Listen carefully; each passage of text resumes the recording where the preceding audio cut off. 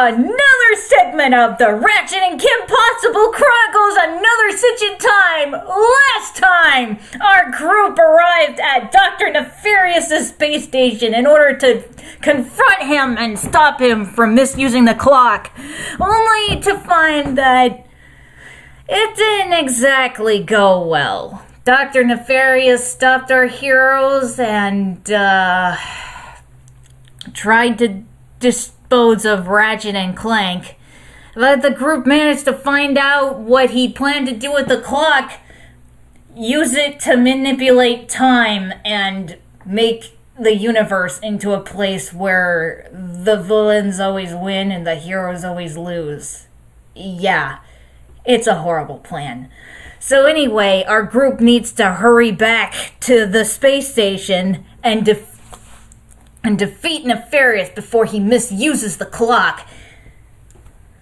And believe me, Dr. Nefarious' plan would not go as he had hoped. So anyway, let's get on it. There's only a few videos left and I am really excited to reach the end, especially my favorite part. Alright, guest narrator, take it away, please. All right. Calm down. We shall get at that now.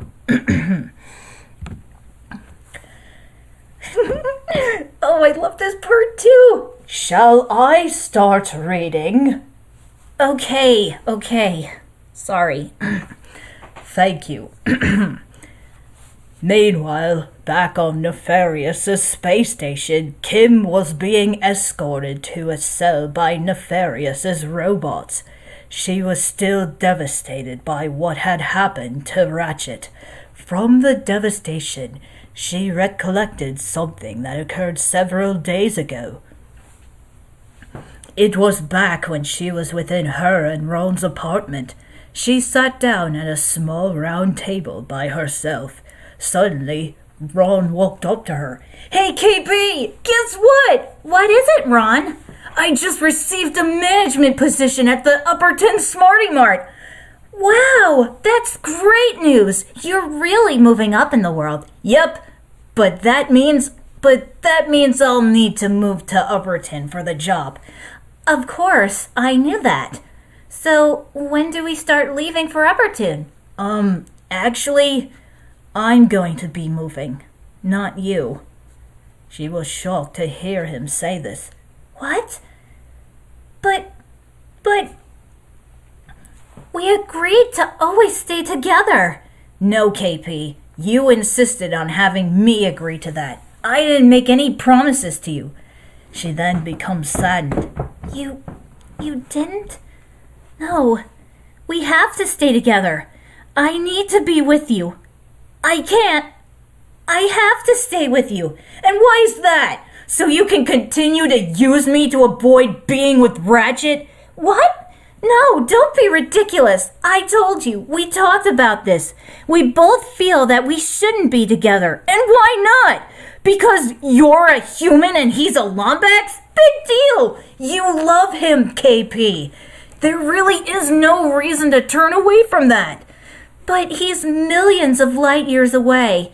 And you're a lot closer. So what? Millions of light years away. That's not far enough to keep you guys away from each other. You can just hop into one of your dad's specially made spacecrafts and you'll be right there with Ratchet in like a split second. You know that he's always happy to see you. Heck, you both reignited Dr. P's dream of building the ISSF and inspiring him to do so much more just to bring both of you together, regardless of light years. She became more and more distressed. No, I can't. I shouldn't. He and I, we're just two different species. So you can't be together because of that? You're only turning away from your feelings for him just to make a bunch of people who want you to be normal happy. They don't know you and Ratchet like the people who are part of your life do. Everyone else sees you as being in some bizarre relationship with an alien. But the people who do know you, your friends and family, They see both of you as something more than that. They see you as two people that care about each other a lot. I know you want to be with him, KP. I've seen it eat away at you just trying to avoid him. You have to go back to him. You have to accept your feelings for him like you were always supposed to. This is something that you have to do for yourself. Never mind what everyone else thinks. She was greatly saddened by this. Ron, No, I've had it. I can't let you continue to hurt yourself just because people think that you have to be with someone the same species as you. I won't stand in between you and Ratchet anymore. You have told me many times that I have to grow up. Well, I am. And now you have to do the same. I'm done with this. He then went over to Kim and kissed her on the cheek. Goodbye, KP. I'll always care about you. He walked out on her. She was left by herself, lamenting in his words. After the flashback, Kim's sadness slowly and gradually developed into rage. I had so many chances to tell him how I feel about him, and I blew every single one of them. And now he is, and I... Sure enough, her rage greatly intensified. Her Centurion armor reacted to this extreme emotion immediately. Nefarious! Before we continue, I just want to stop and say something about this. I know this is gonna anger a lot of Kim Possible fans, but that part right there, what Ron did, that to me is more important than a relationship. If you really do care about someone, you're willing to sacrifice anything just to make them happy, even if it means your relationship with them. Ron really had demonstrated how much he cared about it, how much he cares about his friends, how much he cares about Kim and Ratchet. You'll see more and more how much Ron is a good friend to Kim and Ratchet. And he knows both of them very, very well.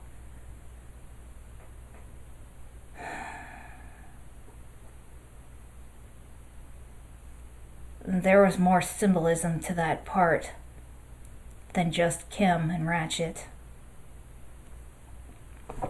Oh well, let's get back to the story. Yes, narrator? Yes, I'm here. You don't need to shout. Much time later, Ratchet and Clank returned to the space station via an Agorian star cruiser. They landed near Aphelion and got out. Aphelion noticed them immediately. Oh, where did you both come from? Yeah, long story short.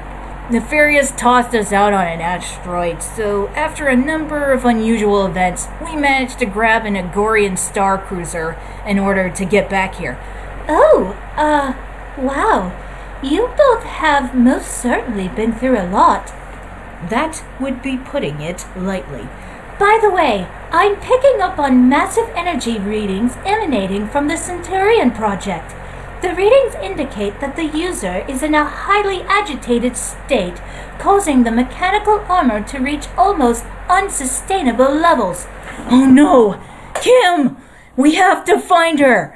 I agree. We must locate Miss Possible before she sustains any serious harm to herself. Aphelion, upload those readings to our nav unit.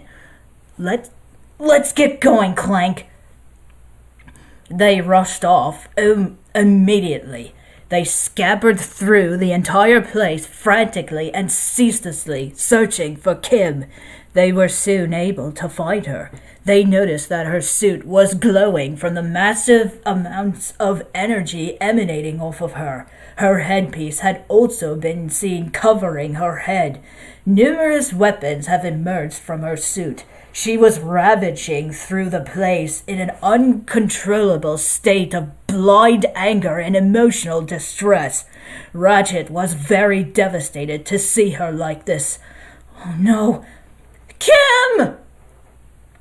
He kept calling to her until she looked directly towards him. She spotted him immediately. Ratchet! Her suit powered down as she rushed towards him. Her headpiece retracted, allowing her hair to flow out freely. She rapidly approached him and the two embraced. Oh, Ratchet! I thought you were... I'm so glad to see you again. Same here. I was worried about you. Rufus emerged from a small compartment in Kim's armor. He leapt towards Clegg, overjoyed. It is good to see you again, Rufus. Kim and Ratchet pulled away from each other. She clasped her hands together as she hung her arms down in front of her. Ratchet, there's something that I have to tell you. Our feelings can wait, Kim. Right now, we have to stop Nefarious before he reaches the clock. Yes, we must hurry. There is not much time. Yeah, let's go!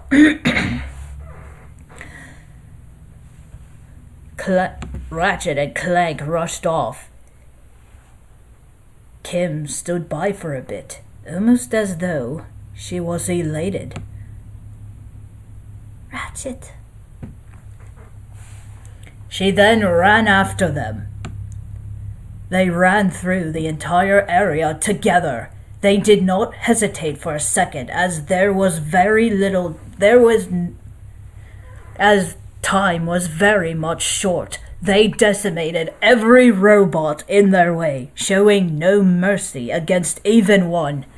They were fighting through quite viciously as they needed to get to and stop Nefarious before he reaches and misuses the clock. They progressed on without hesitating until they were able to reach Nefarious. They then rushed out to stop him in his tracks. That's far enough, Nefarious! Step away from the transporter! Nefarious turned around and noticed them immediately. You! How is this possible? You should be dead! Let's just say Kim Possible isn't the only one who can do anything. On behalf of galactic authorities, we hereby charge you with the willful disruption of the space-time continuum. Dr. Nefarious walked up to them. This has gone off far too long. Shut down the transporter and surrender now, or we will make you submit the hard way. Ha! You and your friends can't make me do anything, girl! And you, Clegg, look at you, free for the first time in years, inches away from your destiny. And what do? You run back to playing backpack to a squishy. You're nothing but a pathetic sidekick. We should hang out sometime. That's it. No one talks to Clank like that. You pushed us too far, Nefarious. You can say whatever horrible things you want about me, but don't ever call my best pal a pathetic sidekick. Whoa! Go, Ratchet! Yay, Ratchet! When this is over, I'll back whatever decision you make, Clank. Same here. Yay, Clank! But first, how about one last hurrah so we can kick this guy's butt? I know I'm all for that. Yeah! Okay, let us go for it. When I'm finished killing you, I think I'll rewind time so I can do it again and again and again. We will never let that happen. The epic battle began as Nefarious ordered Lawrence to send their flying saucer out of harm's way. The first part of the fight took place on one part of the circular platform that surrounded the entire space station. The, nefarious mastermind was really giving our young heroes his all, but so were they. Kim's Centurion armor had once again proven to be able to go a great distance in the epic battle. Another phase involved the entire circular platform. When the villain had no, I got that right. Had their hypernova defense laser, which was just recently fixed, directed towards them. Ratchet and Kim utilized their hover boots to evade the laser as it gave chase. As the battle persisted on, the platform was being broken up bit by bit. This forced them to continue their fight on the saucer. While the battle continued, Lawrence initiated the autopilot on the saucer at Nefarious's orders. The battle became even more intense than it had been. Nefarious was on them harder than before, but they endured and persisted against him. They kept at this battle until they were able to subdue him. As he was defeated, he fell and crashed on his head on the saucer so hard that his system went haywire. It picked up on multiple signals. As that took place, the saucer hurtled straight towards the space station. Oh, crud! What do we do? Ratchet ran towards Nefarious, grabbed his head, and held it in front of him. Nefarious! How do we disengage the autopilot? Nefarious was still picking up on multiple signals. Come on! Snap out of it! He slapped Nefarious, causing him to move around as he picked up on another signal before he shut down completely and fell over. Perhaps we should find Lawrence before he takes the... Just then, Lawrence, on board an escape pod, snagged Nefarious and flew off. Escape pod? 20 seconds until impact. We're gonna die, aren't we? Suddenly, Azimuth flew in on his ship. Ratchet! Not today! Come on! You're going to have to jump! Ratchet grabbed onto Kim's hand as they ran towards Azimuth's ship. Clank attached himself to Ratchet's back. They jumped and grabbed onto his ship as they flew away from the saucer. The saucer then crashed into the space station, causing it to blow up. The Aphelion flew alongside Azimuth's ship, away from the space station. Later on, they arrived at the Great Clock. They were a great distance away from the Orvis chamber. So, there really isn't any way that we can talk you out of this. That is right. We have been on many adventures, but the clock needs someone to protect it. It is what I was built for. Well then, this is it. Yes, it is. Both Ratchet and Clank embraced each other. Kim stood by as she observed this. Clank! Clank then let go of Ratchet and went for Rufus. I will miss you too, Rufus. We have had our fair share of fun together. Rufus then smiled. Yeah. Wait, so that's it? But what about the Lombaxes? Oh, give it a rest already, will ya? We can't use the clock to bring them back. You agreed to accept that if it were to be true, right? You insolent girl! No, she's right. The Lombaxes aren't in danger. They just moved on, and we'll find them. But the past stays where it is. Come on, pal. We'll walk you in. They made their way towards the chamber. You were never a sidekick. You know that, right? I always thought that you were the sidekick. Clank, Now, Miss Possible. He will not need to worry, considering you will be with him. yeah, that reminds me. Ratchet, there's something that I wanted to tell you. Actually, there's something that I wanted to say to you too. The truth is that I... No. This can't be happening. No. Where do you think you are going? Stop right there! I said stop! He shot an energy projectile towards Ratchet. Kim noticed this. Ratchet!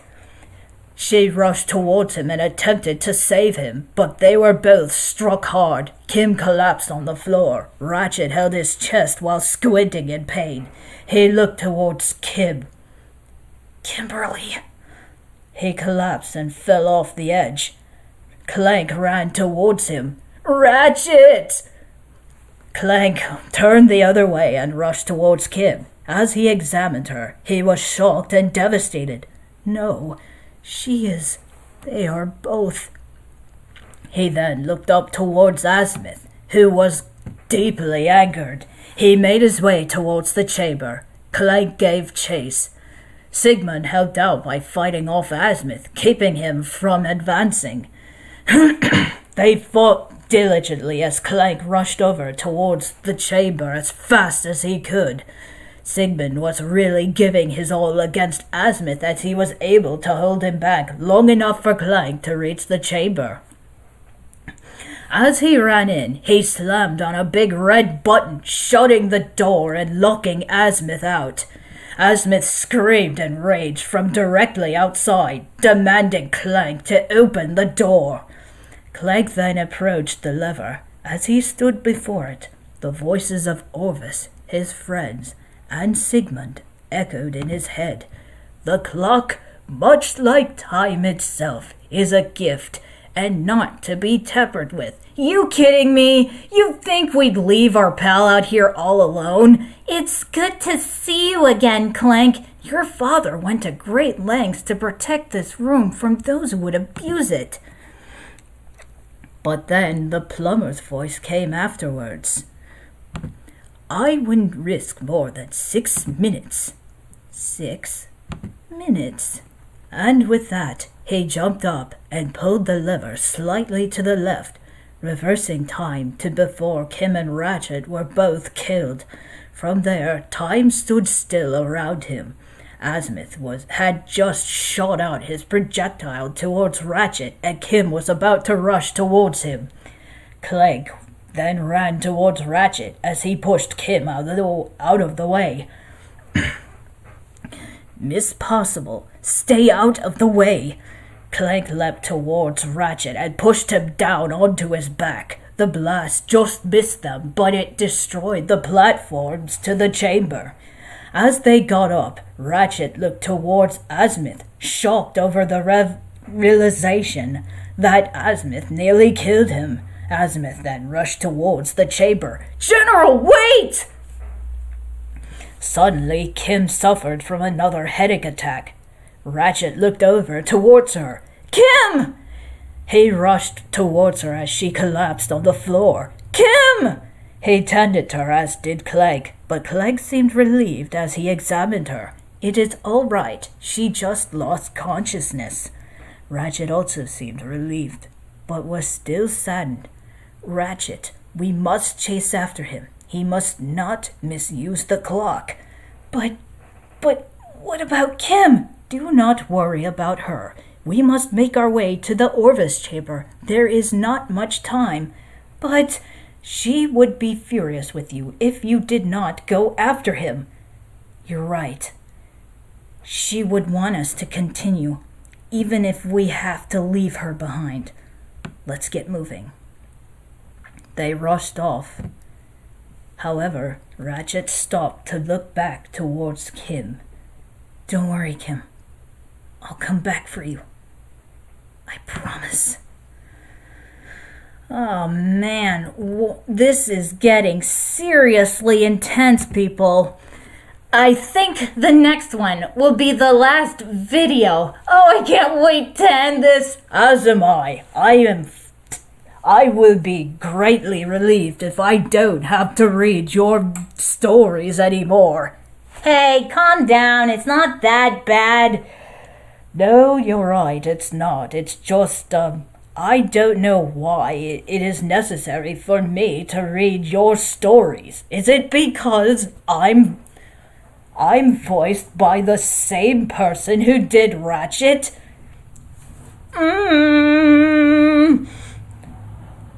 I don't think you need to answer that question, because I already know.